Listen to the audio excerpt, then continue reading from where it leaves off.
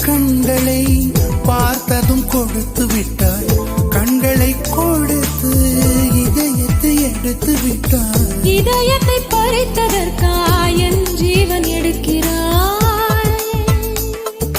முதற் கனவே மறுபடியும் வந்தாய், நீ மறுபடியும் வந்தாய்.